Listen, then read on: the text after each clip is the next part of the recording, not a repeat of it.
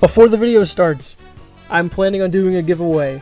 I am going to be doing a $10 Amazon gift card giveaway. Only if we hit 50 subscribers by the end of 2022. I want to hit 50 subs by December 31st. If we get there, I will do a $10 Amazon gift card. All you have to do to enter the giveaway is to subscribe to the channel. Subscribe to the channel, and I will pick a winner if we hit 50 subs before on December 31st. So let's get back into the video. Hello and welcome back to the Untitled podcast. My name is Brian Thomas and welcome back to another edition of the podcast. We have a nice little episode today. Specifically, as you can see in the thumbnail, I'm going to talk about my UFC 281 predictions. Main event being Israel Adesanya versus Alex Pereira. Really stacked card. Nice to see a really nice big card before the end of the year. I think the next pay-per-view, specifically being 282 with Yuri Prochazka and Glover Teixeira. It's kind of whatever. So this is kind of like the last big pay-per-view of the year. Definitely looking forward to it. I guess we can just get right into my predictions. Oh, you know what? Actually, before I get into my predictions, please subscribe, hit the like button, and comment something down below. I would appreciate it. Alright, now let's get back into my predictions. The first fight on the main card, we're just going to be doing the main card. Yeah, I'll look at the prelim, see if there's any fights that stand out. Oh, I didn't realize Molly McCain was fighting. She's going to be fighting Erin Blanchfield. Don't know who that is, but I know who Molly McCain is. So, that's my pick, Molly McCain. Hopefully she wins. I know she's really good friends with Patty the Baddie. Dominic Reyes is fighting. He fell off. He will be fighting Ryan Spann. This is definitely a winnable fight for Dominic Reyes. Hopefully he wins that fight. And I am not seeing any other fighters that I know on the early prelims. Alright, first fight on the card, we got Dan Hooker fighting Claudio Puelles. I've never heard of this guy, so this will be the first time I'm actually watching him fight. Should be interesting. Hopefully Dan Hooker wins. I'm a pretty big Dan Hooker guy. I'll never forget the fight that he had on Fight Night with Dustin Poirier. I still think that is one of the best fights I've ever seen in the UFC. I know he could put on great fights. I know he's been on like pretty much a downward spiral ever since Michael Chandler made his debut and kind of knocked him out. And Dan Hooker kind of just hasn't been doing well. But my prediction, Dan Hooker. Next in the bantamweight division, we got Frankie Edgar versus Chris Gutierrez. I don't know who that is either, but I know who Frankie Edgar is. I'm actually pretty sure this is going to be his last fight in the UFC. Sad to see him go. Love Frankie. He's a New Jersey guy. Big New Jersey guy. As much as I would love to say Frankie Edgar is going to win this fight, I don't even know who this Chris guy is, but I know Frankie's kind of done, especially after the way he lost his last fight against Chito Vera. Not even like Frankie was winning that fight to begin with. Chito kind of just put the final blow on him and turned him into a meme for a little bit, and Frankie doesn't deserve that. But whatever. Hopefully he doesn't lose that bad to Chris. It would be nice if Frankie won. I would love to see Frankie win, but I just don't know if that's going to happen. A really big fight. I personally think this should be the co-main event, but it's not. It's whatever. We got Dustin Poirier versus Michael Chandler in the lightweight division. This is going to be a really good fight. Dustin Poirier obviously has made a pretty big name for himself the past couple years, fighting Conor McGregor, fighting Charles Oliveira for the championship, and ultimately losing. And he kind of hasn't fought since. So definitely will be interesting to see how he will fight from his last loss. Michael Chandler coming off an amazing victory over Tony Ferguson. Insane knockout, probably a knockout of the year candidate. Um, I don't know how this fight's gonna go, but I know I'm a big Michael Chandler guy. I do think Michael Chandler is better than Dustin Poirier on the ground, but I do think Dustin Poirier is a better boxer. And Michael Chandler, he likes to fight with his emotions, and I think that's what's ultimately gonna get him caught in this fight. Dustin's pretty good at tucking those emotions pretty deep down inside and just letting, and just being very technical and being able to just not take things as personal. Michael Chandler, on the other hand, he fights with his heart. That's why I love him. You could see how angry he gets. You could see how happy he gets. He's a very, very fun fighter to watch. My pick is going to be Michael Chandler. In our co-main event, we have the women's strawweight title match between Carla Esparza and Weili Zhang. Interesting fight, especially considering how poorly Carla Esparza fought in her title fight against Rose Namajunas. I think that's probably the worst title fight I've ever seen in my life. Maybe even the worst fight in the UFC I've ever seen in my life. That was a really bad fight from both people. I'm also pretty sure Weili Zhang is actually the favorite in this fight, which is interesting considering Carla is the champion.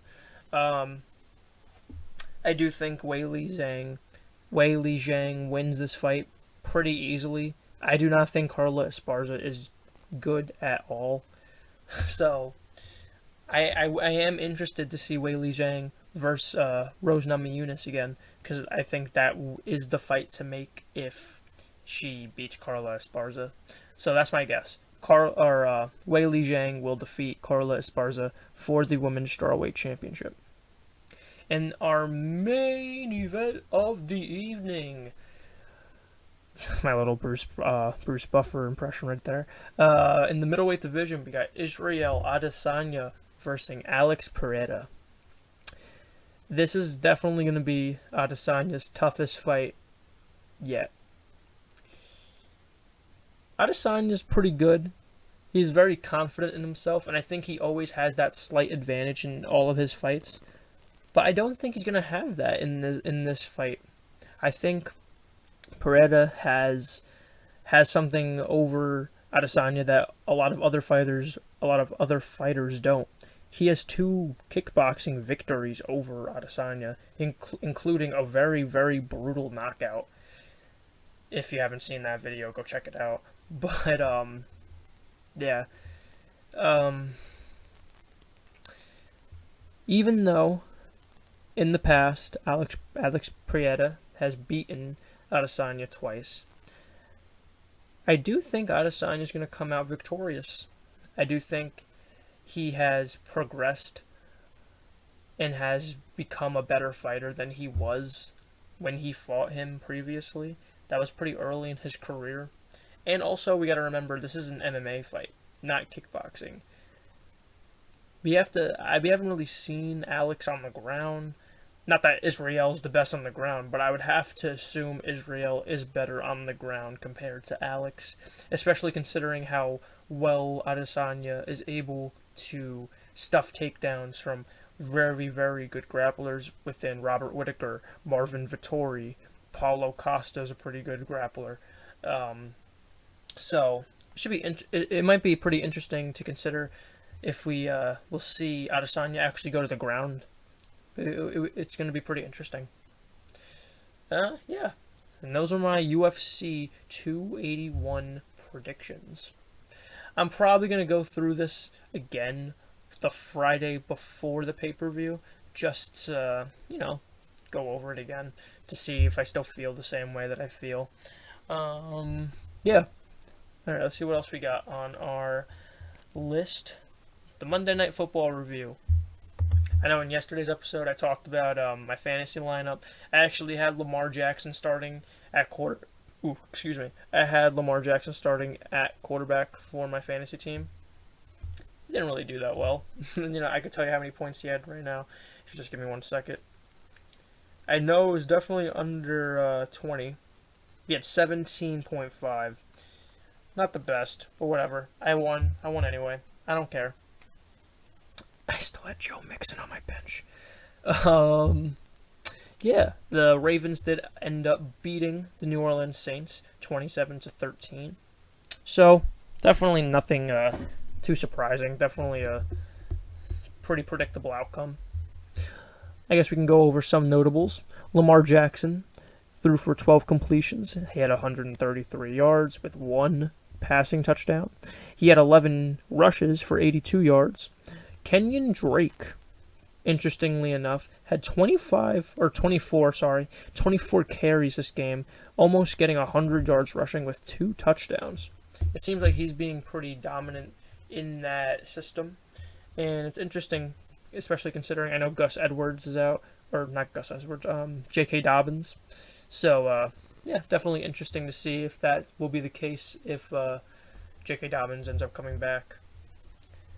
And then any receiving, Isaiah Likely, 1 reception for 24 yards and a touchdown. So nice to see from him. Kenyon Drake had 2 receptions for 16 yards. Fantasy owners of Kenyon Drake are jumping through the roof right now. Some notable players in defense. Marlon Humphrey had 5 tackles with a sack. Justin Houston had himself a really good game, getting 2 tackles, 2.5 sacks, and 1 interception. Definitely a really nice game from him. And yeah, that's pretty much everything that I wanted. That's everybody that I wanted to talk about on the Baltimore Ravens. Let's get into the notables from the Saints. Andy Dalton started this game. He threw for 19 completions for 210 yards. He threw for 1 touchdown and 1 interception. I think it's time to move on from Andy Dalton. I know Taysom Hill has not shown that he could be a great quarterback in the past, but at this point, what do you have to lose? Andy Dalton is not going to be part of your future, and Taysom Hill is. I think you should take the risk and have him start over Andy Dalton going forward, but that's my take. Whatever. After a monstrous week last week from Alvin Kamara, he definitely slowed down a little bit this week, only getting 9 carries for 30 yards. Any notables from receiving? Chris Olave, pretty good rookie this year, getting 6 receptions for 71 yards. Alvin Kamara had 3 receptions for 32 yards. And Juwan Johnson had 2 receptions for 42 yards and a touchdown. So, yeah, whatever. Notable players in defense had Marcus May with 8 tackles. Demario Davis had a sack. Caden Ellis, I don't know if I'm saying that right, had a sack. David Onyemata had a sack. And yeah, that's pretty much it. Definitely one of the better primetime games, I will say. It looks like we're having a trend upward of primetime games. Yeah. That was my Monday Night Football overview. And, we can talk about this next.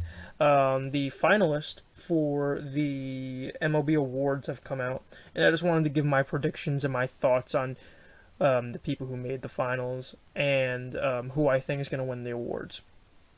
I actually took a picture of it on my phone. Here, let me just give me 1 second. All right. I guess we could start with Manager of the Year. In the American League, we have the Baltimore Orioles manager, the Seattle Mariners manager, and the Cleveland Guardians manager. The reason why I'm saying that is because I don't know their first names and I don't want to mispronounce their last name. I think if I were to choose out of those 3 guys, I would probably take the Mariners head coach, especially considering I don't know. I just think that's his award. I don't really have a reason. I guess that's just a gut feeling, I guess. The National League, we got Buck Showalter, Dave Roberts, and I don't know the Atlanta manager, but whatever. I don't think he's going to win anyway. Obviously, I'm a Mets fan. Buck is going to win Manager of the Year. After leading in his first year as the New York Mets manager, he led the Mets to over 100 wins, got them into a playoff spot after not after the Mets have not made a playoff spot in I think since 2016, 2015. I think 2016. So yeah, I think that's Showalter's award to lose. Rookie of the Year. This is a little more interesting. I feel like it's not like a clear winner for any of these awards. Okay, so for the American League, we got Julio Rodriguez, Adley Rushman, and Stephen Kwan. All great rookies. I actually didn't realize Stephen Kwan was a rookie. I knew like he came up this year, but it just completely slipped my mind throughout the year. I just forgot he was a rookie. I do think this is Julio Rodriguez's award. He had such a great year. I know he went 2020, which is I believe it's 20 home runs and 20 stolen bases or something along those lines. So, yeah, a pretty historic season from him. He won the home run derby. I know that doesn't really factor in, but I feel like it should. And the Mariners have something really good, and they got a really good player in him. In the National League, we have Spencer Strider, Michael Harris III, and Brennan Donovan.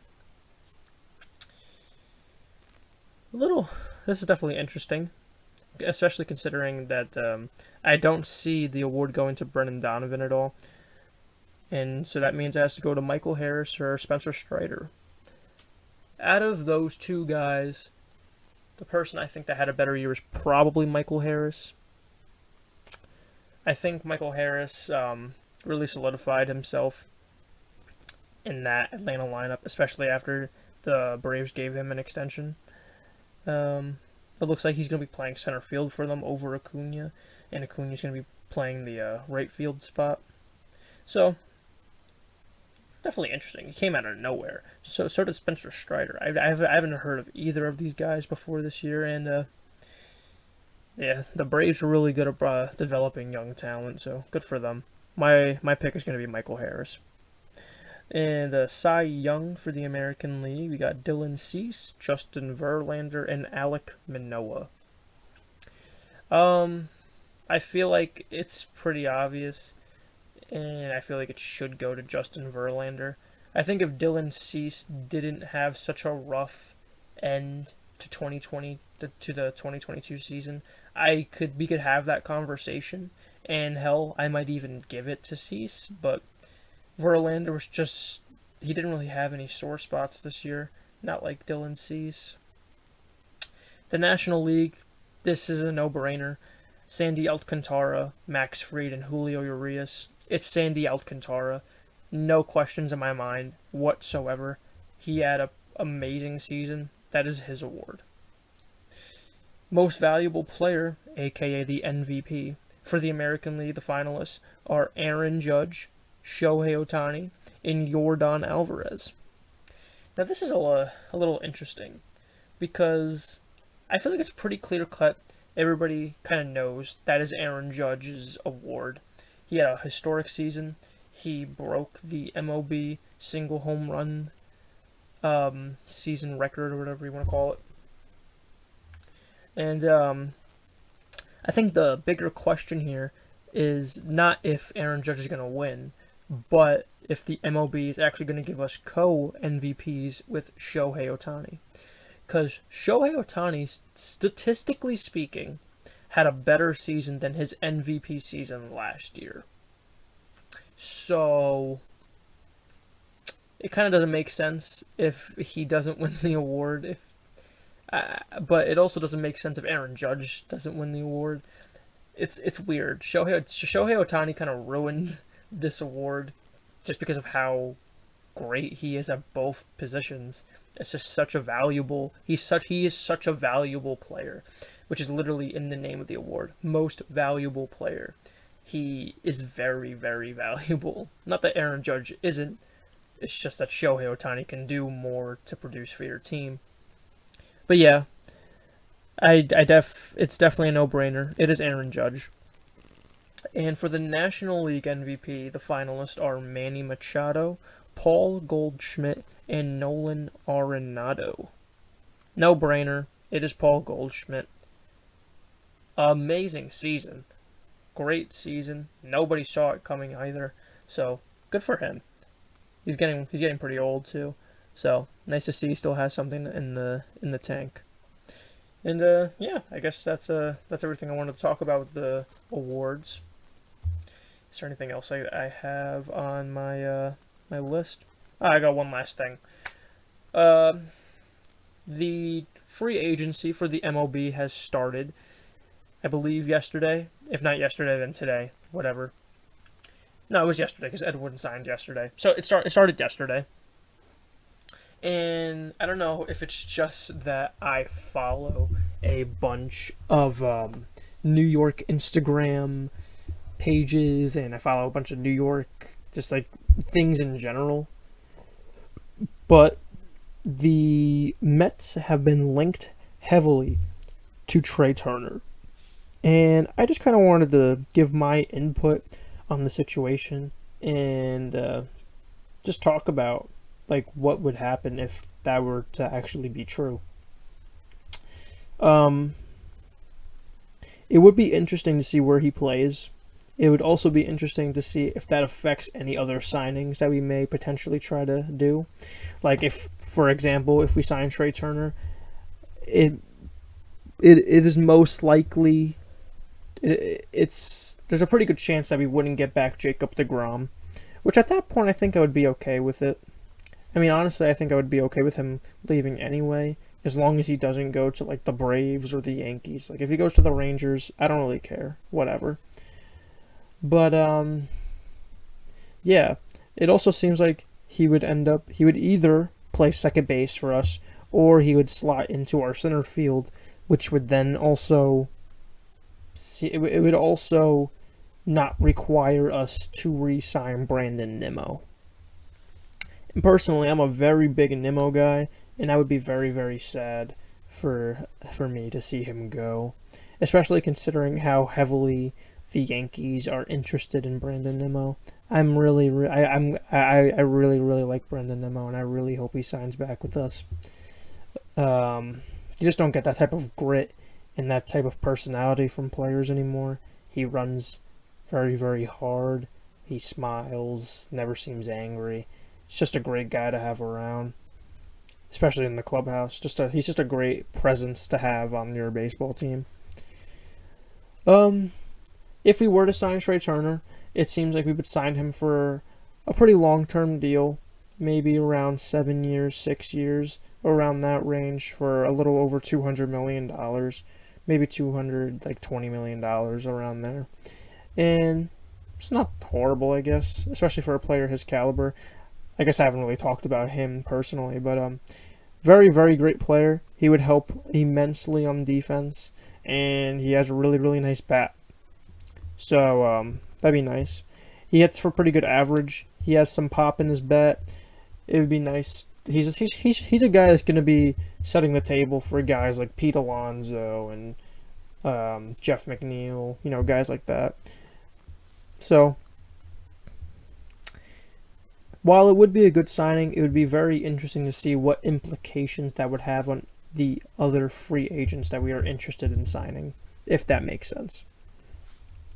And I think that's everything I wanted to talk about for today. Before I go, I do just want to let everybody know tomorrow, tomorrow's edition of the podcast, I am going to be trying something a little different.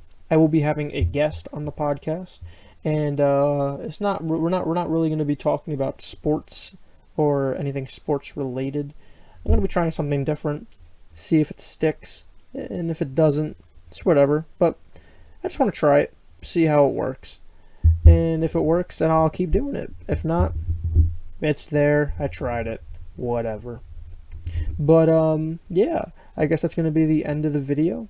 I know I said at the beginning of the video to make sure that you subscribe, because I am planning on giving away a $10 gift card, a $10 Amazon gift card to I'm sorry. I'm going to be giving away a $10 Amazon gift card to one of my subscribers if we hit 50 subscribers by the end of the year. So please make sure you tell your friends. Please make sure if you're watching this and you're not subscribed to please subscribe. I feel like those are pretty good odds. 50 out of you have a 1 out of 50 chance to win $10. Why not? You know. Yeah, and I guess that's going to be the end of the episode. Like I said, like, subscribe, comment, blah blah blah, all that stuff. I hope you have a good day, and I will see you next time.